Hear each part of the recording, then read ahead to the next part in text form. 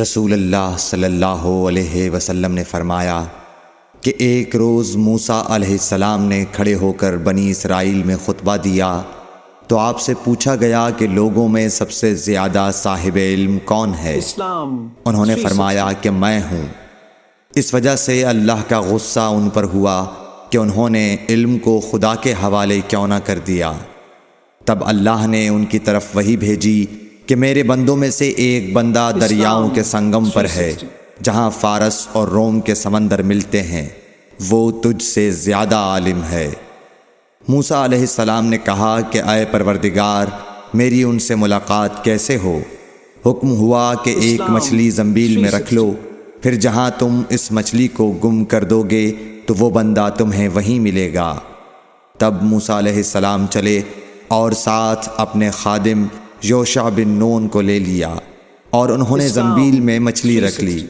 جب ایک پتھر کے پاس پہنچے، دونوں اپنے سر اس پر رکھ کر سو گئے، اور مچھلی زنبیل سے نکل کر دریا میں اپنی راہ بناتی چلی گئی۔ اور یہ بات موسیٰ علیہ السلام اور ان کے ساتھی کے لیے بے حد تعجب کی تھی۔ پھر دونوں باقی رات اور دن میں جتنا وقت باقی تھا چلتے رہے۔ جب صبح ہوئی، موسیٰ علیہ السلام نے خادم سے کہا، ہمارا ناشتہ لاؤ، اس سفر میں ہم نے کافی تکلیف اٹھائی ہے۔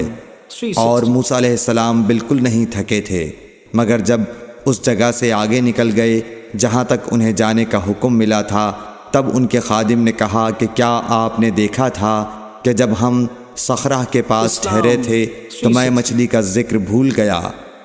بقول بعض صخرہ کے نیچے آب حیات تھا، وہ اس مچھلی پر پڑا اور وہ زندہ ہو کر بقدرت الہی دریا میں چل دی۔ یہ سن کر موسیٰ علیہ السلام بولے کہ یہی وہ جگہ ہے جس کی ہمیں تلاش تھی، تو وہ پچھلے پاؤں واپس ہو گئے۔ جب پتھر تک پہنچے تو دیکھا کہ ایک شخص کپڑا اوڑھے ہوئے موجود ہے۔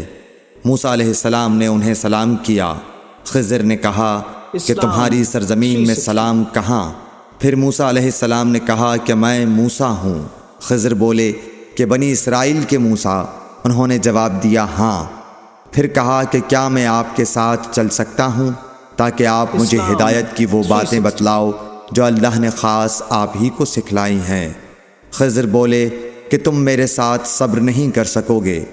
اے موسیٰ، مجھے اللہ نے ایسا علم دیا ہے جسے تم نہیں جانتے، اور تم کو جو علم دیا ہے اسے میں نہیں جانتا۔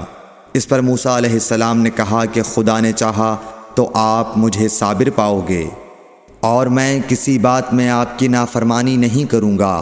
پھر دونوں دریا کے کنارے کنارے پیدل چلے۔ ان کے پاس کوئی کشتی نہ تھی کہ ایک کشتی ان کے سامنے سے گزری تو کشتی والوں سے انہوں نے کہا کہ ہمیں بٹھا لو۔ خضر کو انہوں نے پہچان لیا اور بغیر کرائے کے سوار کر لیا۔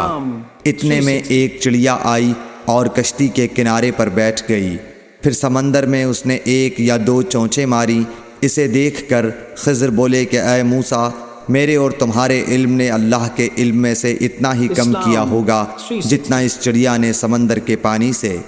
پھر خضر نے کشتی کے تختوں میں سے ایک تختہ نکال ڈالا۔ موسیٰ علیہ السلام نے کہا کہ ان لوگوں نے تو ہمیں کرایہ لیے بغیر مفت میں سوار کیا، اور آپ نے ان کی کشتی کی لکڑی اکھاڑ ڈالی تاکہ یہ ڈوب جائیں۔ خضر بولے کہ کیا میں نے نہیں کہا تھا کہ تم میرے ساتھ صبر نہیں کر سکو گے؟ اس پر موسیٰ علیہ السلام نے جواب دیا کہ بھول پر میری گرفت نہ کرو۔ موسیٰ علیہ السلام نے بھول کر یہ پہلا اعتراض کیا تھا۔ پھر دونوں چلے۔ کشتی سے اتر کر ایک لڑکا بچوں کے ساتھ کھیل رہا تھا۔ خضر نے اوپر سے اس کا سر پکڑ کر ہاتھ سے اسے الگ کر دیا۔ موسیٰ علیہ السلام بول پڑے، کیا آپ نے ایک بے گناہ بچے کو بغیر کسی جانی حق کے مار ڈالا؟ غضب ہو گیا۔ خضر بولے کہ میں نے تم سے نہیں کہا تھا کہ تم میرے ساتھ صبر نہیں کر سکو گے؟ ابن عیینہ کہتے ہیں کہ اس کلام میں پہلے سے زیادہ تاکید ہے، کیونکہ پہلے کلام میں لفظ لکا نہیں کہا تھا، اس میں لکا زائد کیا جس سے تاکید ظاہر ہے۔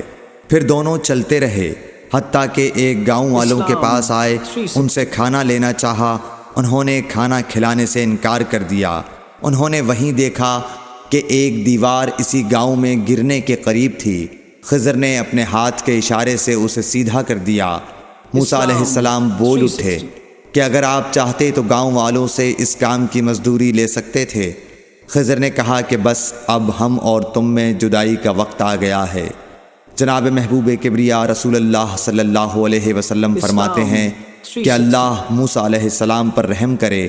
ہماری تمنا تھی کہ موسیٰ علیہ السلام کچھ دیر اور صبر کرتے تو مزید واقعات ان دونوں کے بیان کیے جاتے اور ہمارے سامنے روشنی میں آتے، مگر حضرت موسیٰ علیہ السلام کی عجلت نے اس علم لدنی کے سلسلے کو جلد ہی منقطع کرا دیا۔